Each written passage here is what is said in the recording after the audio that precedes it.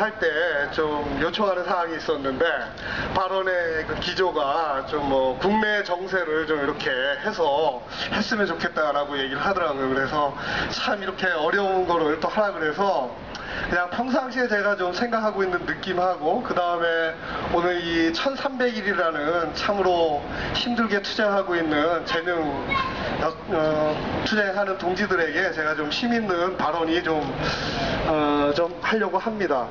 저는 재능투쟁 벌써 저도 3년간 연대투쟁하고 있습니다. 저 해화동서부터 해서 계속해서 왔고요. 참 힘있게 투쟁하고 있는 유명자 동지, 그리고 단식투쟁할 때 보니까 참으로 좀 가슴이 아팠습니다. 그리고 이런 투쟁들이 꼭 좀 승리해야 된다고 생각하고요. 저는 연대투쟁을 좀 많이 다녀봤었는데, 제가 기억에 남는 연대투쟁 얘기 한번 해보겠습니다. 97년도에 한국에서 IMF가 터지면서 굉장히 어려웠었죠. 그랬을 때 저기 전라남도 영암에 땅끝마을이라고 있는데 한라중공업이 있었습니다. 한라중공업이 아마 아시는 분들은 좀 아실 텐데, 거기도 그 부도가 나서 그 정리해고를 좀 했었어요. 그래서 노동자들이 37일간 공장점거 투쟁을 했었습니다. 그래서 제가 서울에서 이제 내려가서 그 공장점거 투쟁을 하는데, 들어가면서부터 제일 좋았던 게 뭐냐면, 이 공장점거 투쟁을 할 때 제일 중요한 건 정문을 누가 장악하느냐가 제일 중요합니다. 마음대로 연대를 할 수 있게 하려면 이 공장 앞에 정문을 누가 잡고 있느냐, 그러니까 사장이 잡고 있느냐, 노동자가 잡고 있느냐가 굉장히 중요한데, 제가 한라중공업, 지금은 삼호중공업입니다. 갔는데 노동자들이 모두 장악을 하고 있었어요. 그리고 가니까 많은 부분 노동자들이 공장 점거를 하면서 자율적으로 공장을 운영하고 있었습니다. 근데 제가 공장 점거 투쟁하면서 참으로 놀라웠던 건, 제가 처음으로 유조선 배를 한번 타봤거든요. 한라중공업이 이제 배를 만드는 데입니다. 조선업종이고요. 근데 그 배가 이제 연대 가니까 연대한 동지들한테 배 구경을 한번 시켜주겠다고 해서 제가 배를 올라탄 적이 있었습니다. 97년도에. 배가 얼마나 큰지, 여기서 저기 시청학 광장 8시 20분이라고 써있는데 그보다도 훨씬 길어요. 그 배에 올라타고 나서 그 조선업종 노동자들이 이렇게 말을 하는 거를 같이 하면서 전부 이제 알려줬습니다. 그래서 저는 이 배를 처음 타봐서 굉장히 좋았고, 그 다음에 좋은 게 뭐냐면, 노동자들이 작업시간에 커피 마시거나 담배를 마음대로 못 피게 해요. 이제 노동 규율을 잡는 거죠.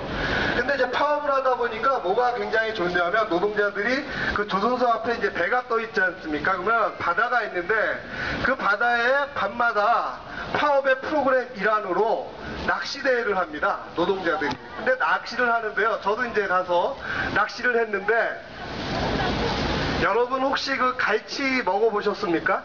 이만한 건데 은빛으로 아주 반짝반짝거려요. 거기에서 제가 처음으로 낚시를 한번 해봤는데 갈치 이만한 걸 잡아봤습니다. 그래서 노동자들하고, 파업하는 노동자들하고 한 수십 마리가 잡혀요. 그래서 그거를 놓고 이렇게 당시에 저도 기억이 납니다. 소주를 사갖고 촛불을 켜놓고 갈치를 잡아서 회를 바로 떠서 먹습니다. 그러면서 노동자들의 파업투쟁과, 그러면서 흥이 나면 소주 한 잔 기울이면 노래도 하지 않습니까? 그러면서 자연스럽게 투쟁가요를 부르면서 이렇게 하는 그런 경험이 있습니다. 제가 큰 배를 보면서 했었는데, 그때 제가 또 생각났던 게 97년도에 여러분 혹시 타이타닉이라는 영화를 혹시 보신 적 있습니까?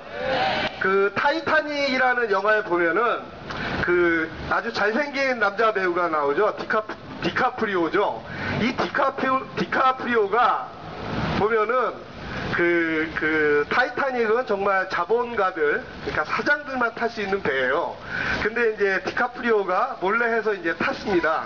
근데 디카프리오는 우리로 따지면 사실 무일푼이고 노동자의 아들이에요. 우리로 보면 이제 불안정 노동자죠. 그렇게 해서 몰래 타서 타이타닉 배가 침몰할 때 사랑하는 여성을 구해서 하는 그런 이제 스토리죠. 제가 왜 타이타닉을 얘기하냐면요, 저는 요새 우리 자본주의, 지금 우리가 살고 있는 세상을 보면서 꼭 타이타닉 같다는 생각이 들어요. 그 타이타닉은 거대하게 지금 침몰하고 있는 과정이죠. 그거에 유일하게 먼저 이 배가 침몰하고 있다는 걸 아는 게 타이타닉의 그 디카프리오하고 사랑하는 여자가 그렇게 얘기를 해요. 그 분석이 뭐 빙하가 높고 뭐 하고 그래서 배가 지금 침몰하고 있다. 이렇게 이제 얘기를 합니다. 제가 보면 좀 사실 어떻게 보면 과학적인 분석이죠. 제가 왜 이런 얘기를 하냐면 제가 어저께 신문을 보니까 요새 아주 화두가 경제인데 매일경제신문에 보니까 미국이 요새 난리가 났습니다. 디폴트라는 거를 지금 할까 생각 중이래요. 여러분 디폴트가 어떤 뜻이냐면요, 미국이라는 나라가 외국에서 돈을 빌려갖고 갑질을 못해요. 갑질을 못해서 이것을 부채 상환을 해야 되는데 못하고 있는 상황입니다. 이 모라토리엄하고는 좀 다른 겁니다. 모라토리엄은 그 정말 그 천재지변이나 뭐 이거 해서 내가 돈을 일시적으로 못 갚겠다 이런 건데, 지금 미국 경제는 부채를 상환할 수가 없어요. 그 정도로 지금 심각합니다.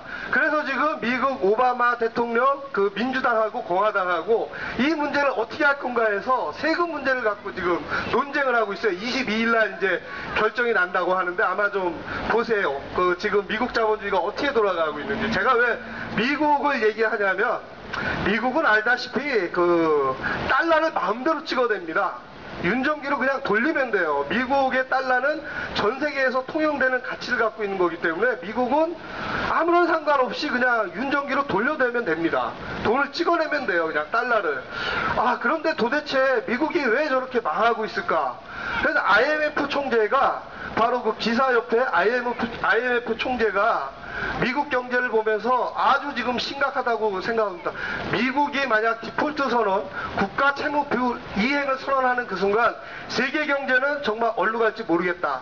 여러분 IMF가 어떤 데인지 아시죠? 우리나라도 IMF 겪으면서 뭐 몸서리치기에 나서 했는데 그 IMF 총재가 그런 경고를 했습니다.